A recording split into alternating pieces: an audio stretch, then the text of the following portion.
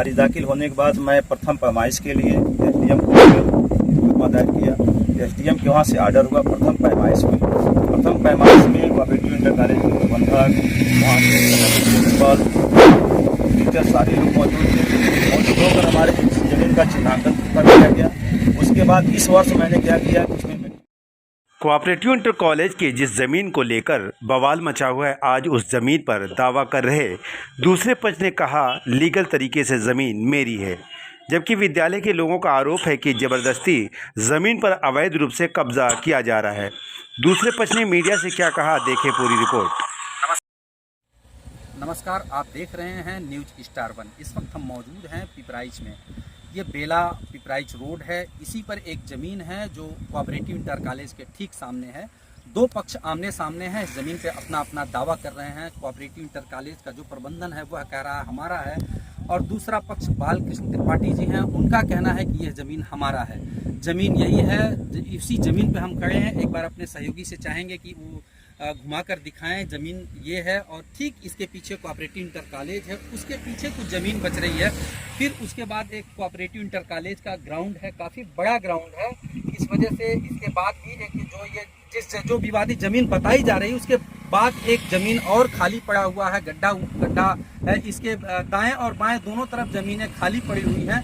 उसमें भी बताया जा रहा है कि कस्बे के कुछ लोग हैं, उनके नाम से वो ज़मीन है। बाकी ज़मीन की जिस ज़मीन की बात की जा रही है, जिस ज़मीन को विवादित बताया जा रहा है, जिस ज़मीन पे ये कहा जा रहा है कि कोई भूमाफिया है, आरोप लगाया जा रहा है कि वो जबरिया कब्जा कर रहे हैं, उनका साफ तौर पे कहना है कि यह ज़मीन हमारी है। हमने इस ज़मीन को बाकायदा रजिस्टर्ड करवाया है, लीगल तरीके से रजिस्टर्ड करवाया है। इस वजह से हम अपने जगह एकदम सही हैं। शासन प्रशासन जहां हमको बुलाया, हमने अपना पेपर कागज ठीक ढंग से दिखाया है। जहां तक विद्यालय प्रबंधन का सवाल है, विद्यालय प्रबंधन हालांकि पेपर समय पर नहीं दिखा पाया। यहां कल राजस्व की टीम, नायब तहसीलदार भी मौके पर आए हुए थे, मौका का मुआयना किया। विद्यालय प्रबंधन से जो इस ज़मीन की पेपर है वो मांग की। उस वक्त विद्यालय के जो लोग हैं, जो प्रबंधन के लोग हैं, वो पेपर नहीं दिखा पाए। बालकृष्ण जो है वो उनका साफ तौर पे कहना है कि हमारे पास सारी लीगल पेपर हैं। हम उनसे भी बात करेंगे क्या मामला है, और उनकी भी पक्ष जानने की कोशिश कर रहे हैं। हमारे साथ जो ज़मीन के मालिक हैं, जो बता रहे हैं अपने आप को कि ज़मीन के मालिक हैं, बालकृष्ण त्रिपाठी जी, वो मौजूद हैं। उनसे जानने की कोशिश कर रहे हैं क्या कुछ मामला है। क्या मामला है सर ये ज़मीन का? सर इसमें कुछ मामला नहीं है। यह सोनबरसा रोड पे मेरी ज़मीन है, 770, 764, 765। यह सन 2022 में मैंने बैनामा लिया। बैनामा लेने के बाद खारिज दाखिल हुआ। खारिज दाखिल होने के बाद मैं प्रथम पैमाइश के लिए एसडीएम कोर्ट में मुकदमा दायर किया। एसडीएम के वहाँ से ऑर्डर हुआ प्रथम पैमाइश में कोऑपरेटिव इंटर कॉलेज के प्रबंधक, वहाँ के प्रिंसिपल, टीचर सारे लोग मौजूद थे और लोग हमारे ज़मीन का चिन्हांकन कर दिया गया। उसके बाद इस वर्ष मैंने क्या किया कि उसमें मिट्टी डालने। कितना दिन पहले ये जो सीमांकन हुआ, जो पैमाइश हुई, कितना दिन पहले? वह 6 महीने पहले हुआ था। 6 महीने के बाद इस समय जून का महीना है, मिट्टी इस समय मिलती है, उसमें मैंने मिट्टी गिरवाना शुरू किया।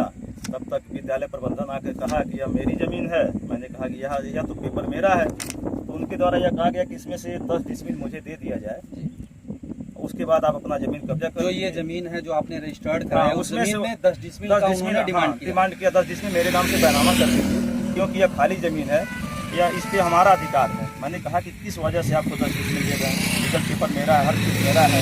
मैं धारा 24 के अंतर्गत आया हूँ। उन्होंने उसके बाद थाने पर पहुँचे। थानाध्यक्ष महोदय से कहे कि यह ज़मीन मेरा है। थानाध्यक्ष महोदय ने काम को मेरे रुकवा दिया। उसके बाद दोनों लोगों का पेपर मंगवाया। हम पेपर लेके पहुँचे, हमारा पेपर उन्होंने देखा। वहाँ भी कोऑपरेटिव इंटर कॉलेज के प्रबंधक द्वारा यह कहा गया कि अभी मेरे पास पेपर उपलब्ध नहीं है, हमको 1 सप्ताह का मौका दिया गया। थानाध्यक्ष महोदय ने 1 सप्ताह का उनको मौका दे दिया। फिर 10 तारीख तक उन्होंने कोई पेपर नहीं दिखाया। फिर 11 तारीख से मैंने अपना फिर काम शुरू कराया। उसके बाद वह हमको कहे कि अगर आप बैनामा नहीं कर रहे हैं तो मैं बच्चों को आगे करके आपके काम को रुकवा दूंगा।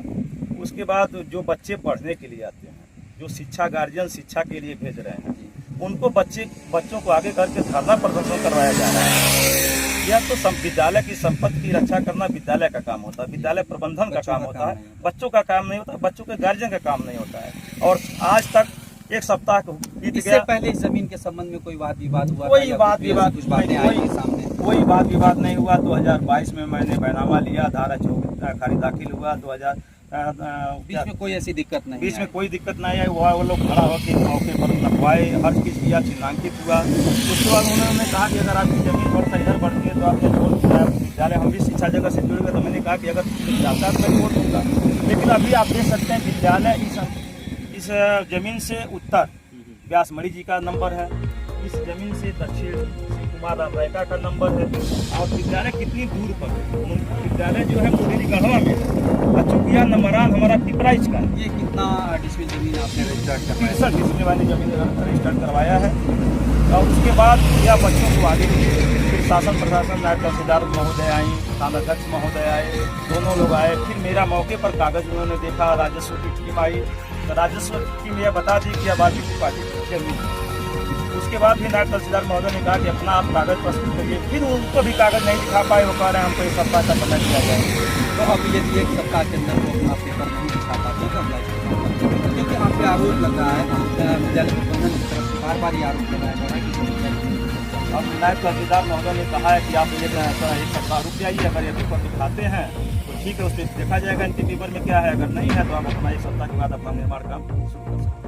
तो ये थे बालकृष्ण त्रिपाठी जी। इनका साफ तौर पे कहना है कि हम प्रशासन की जो कायदे कानून है उसी हिसाब से हम चल रहे हैं। प्रशासन यहाँ आया हुआ था, नायब तहसीलदार महोदया यहाँ आई हुई थी, मौके पे वो मौका मुआयना भी की उन्होंने हमसे, और उनसे दोनों लोगों से पेपर मांगा हुआ है एक सप्ताह का। हमने तो अपना पेपर दिखा दिया, लेकिन विद्यालय प्रबंधन एक सप्ताह का समय मांगा है। यदि एक सप्ताह के अंदर वो अपना लीगल पेपर वहाँ प्रस्तुत कर देते हैं तो फैसला उनके हाथ में है, और यदि नहीं करते हैं तो प्रशासन साफ तौर पे इनको मना नहीं कर सकता है। अपने सहयोगी शमशाद अहमद के साथ मैं मोहम्मद फिरोज खान, गोरखपुर।